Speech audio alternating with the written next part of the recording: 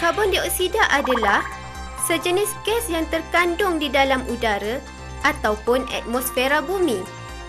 Kandungan karbon dioksida dalam udara adalah sebanyak 0.03%.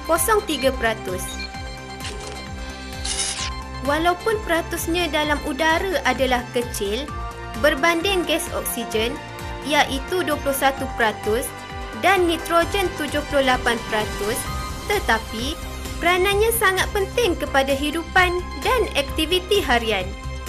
Tumbuhan hijau menggunakan gas karbon dioksida untuk menghasilkan makanan melalui proses fotosintesis.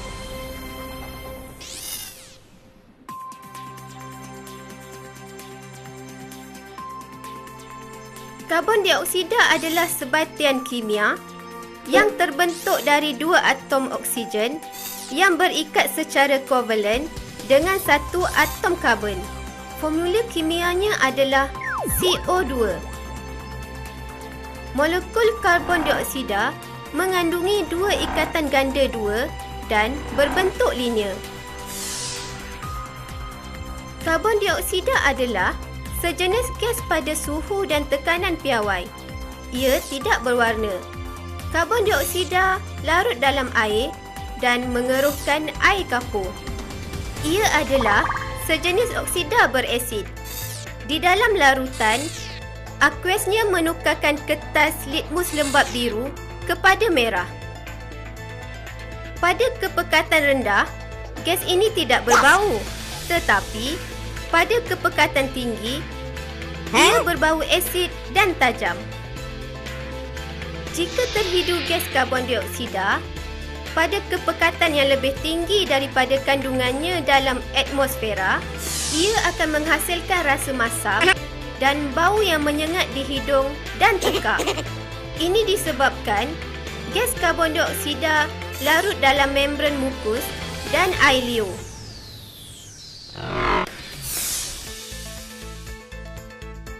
Karbon dioksida boleh dihasilkan daripada penyulingan udara, tetapi ini hanya dapat menghasilkan kuantiti yang kecil sahaja. Penghasilan pada skala besar boleh didapati daripada tindak balas kimia antara kebanyakan logam karbonat dengan asid. Sebagai contoh, tindak balas antara asid hidroklorik dengan kalsium karbonat iaitu kapotoho.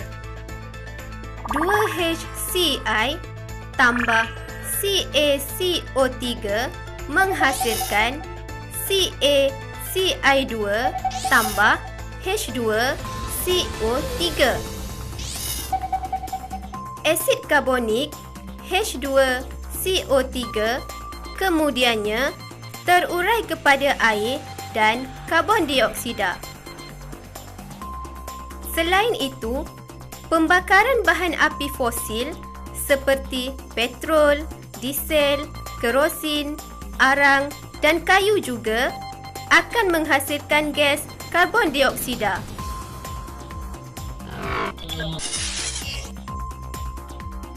Tumbuhan hijau menggunakan air, karbon dioksida dan bantuan cahaya matahari semasa proses fotosintesis untuk membuat makanan. Kandungan karbon dioksida yang cukup dalam udara dapat memastikan proses fotosintesis berlaku dan seterusnya rantai makanan tidak terganggu. Gas karbon dioksida digunakan sebagai atmosfera untuk menjalankan kerja-kerja kimpalan logam di mana ia bertindak untuk mengoksidakan kebanyakan logam. Sebab utama gas ini dipilih sebagai gas kimpalan kerana harganya yang jauh lebih murah daripada gas lengan yang lain seperti argon dan helium.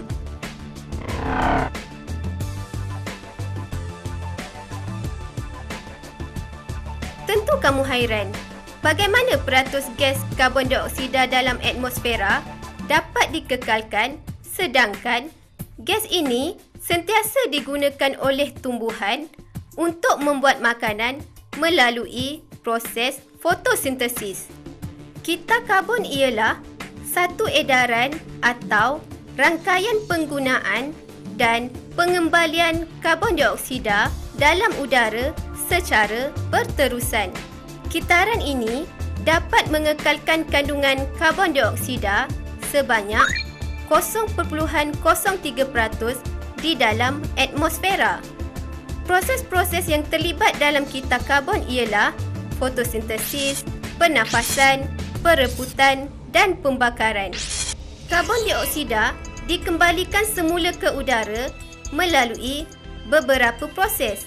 Antaranya adalah proses pernafasan oleh tumbuhan, haiwan dan manusia, proses perebutan tumbuhan dan haiwan yang mati oleh mikroorganisma seperti bakteria dan kulat, dan proses pembakaran bahan api fosil seperti petroleum, gas asli dan arang batu, pembakaran kayu, hutan dan sampah sarap. Proses ini berlaku berulang dan berterusan. Jadi, kandungan karbon dioksida dapat dikekalkan.